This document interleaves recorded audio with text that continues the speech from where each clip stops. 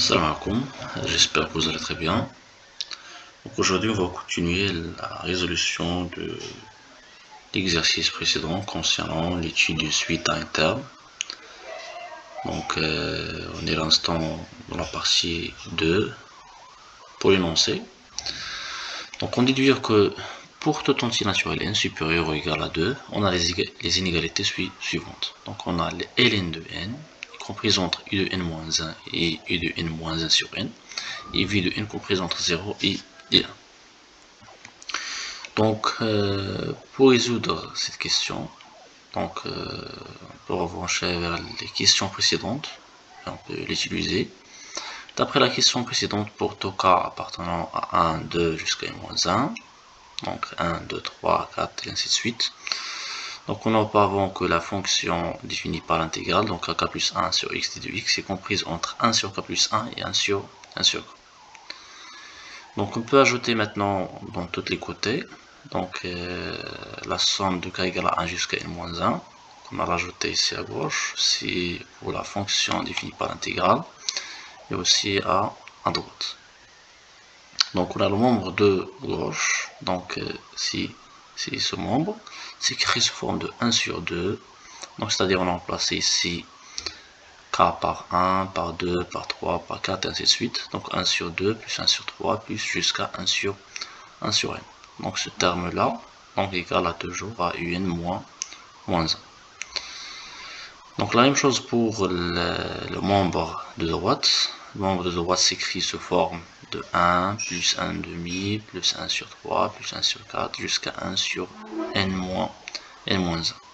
Donc ce terme s'écrit aussi sous forme i de n moins 1 sur 1. Donc c'est-à-dire on a trouvé à l'instant les deux bornes, donc la borne à gauche et la borne à droite. Il nous reste seulement la borne encadrée. Donc la somme des inégalités, donc si on fait la somme des deux inégalités, on trouve donc l'intégrale de 1 jusqu'à n de 1 sur x d de x égale à toujours à ln de n. Donc on sait très bien que la primitive de 1 sur x, donc c'est ln. Donc ln de x, si on replace x par n, et vous restez ici, donc c'est ln de n, moins ln de 1, donc c'est 0. Donc vous restez ici, c'est ln de n. Alors par convention, on peut trouver que ln de n est comprise entre i de n-1 et i de n-1 sur n. Parce qu'on a trouvé que la somme définie par l'intégrale égale à toujours à ln de n. Si ce terme-là est égal à n-1, ainsi ce terme à droite est égal à n-1 sur n. Donc, à partir de l'inégalité, on peut déduire que, donc pour la deuxième question, c'est de P, on peut déduire que ln de n, on a premièrement ln de n est comprise entre i de n-1 et i de n-1 sur n. Donc, par convention, on peut diviser cette inégalité sur deux parties.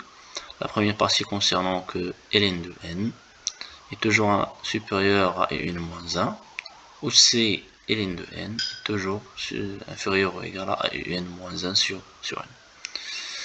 Donc d'après la première partie, donc on peut extraire l'inégalité suivante. On a i de n moins ln de n inférieur ou égal à 1, ainsi que 1 sur 2n, de la même manière, 1 sur 2n, 1 sur n est inférieur ou égal à n moins ln de n.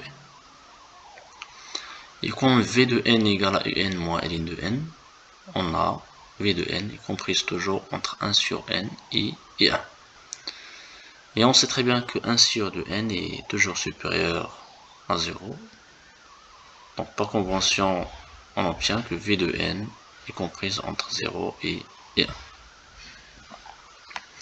Donc cette inégalité est toujours vraie pour n égale à 1, car si on remplace le premier terme de la suite v de n par 1, on trouve v de 1 égale à 1 moins ln de 1, ln de 1 égale à 0, donc il nous reste ici 1. 1, c'est un élément appartenant à l'intervalle d'étude. C'est l'intervalle 0,1. Pour la question 3a, il est demandé de montrer que pour toute entité naturelle n non nulle, on a v de n plus 1 moins v de n, c'est-à-dire la différence entre le terme concernant la monotonie de suite.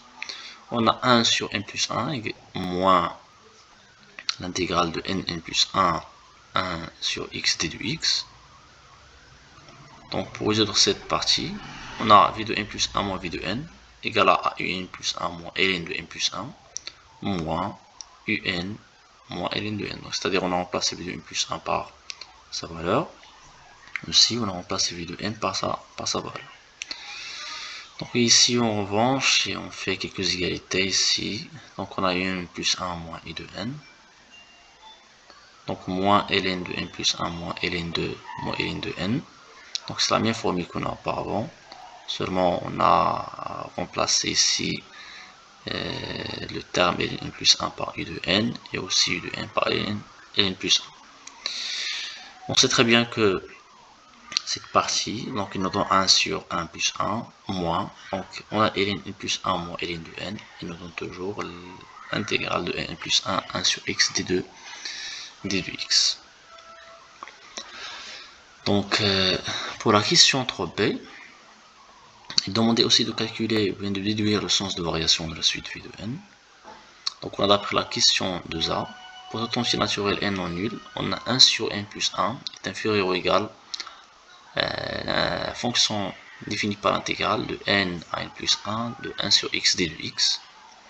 Donc par convention, on peut dire que 1 sur n plus 1 moins la fonction définie par l'intégrale de n à n plus 1 sur x d de x est toujours inférieur ou égal à 0.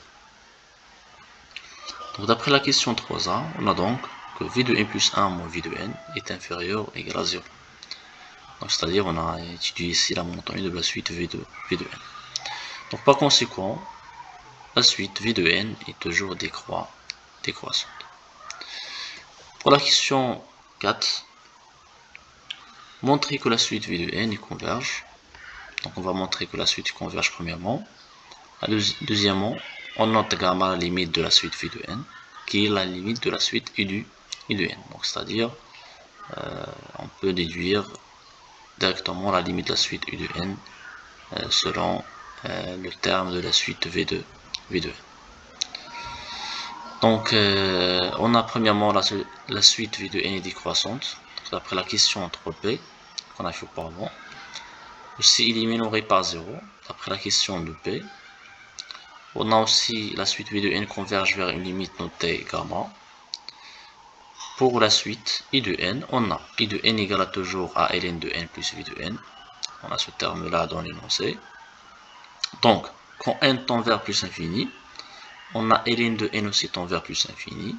Et la suite, la limite de la suite v de n tend vers gamma. Donc, aussi gamma, on peut dire que c'est une constante. Donc la limite de i de n complètement tend vers la limite de ln de n, puisque la limite de ln de n tend vers plus infini, donc aussi la limite de la suite i de n tend vers plus infini. Bon courage.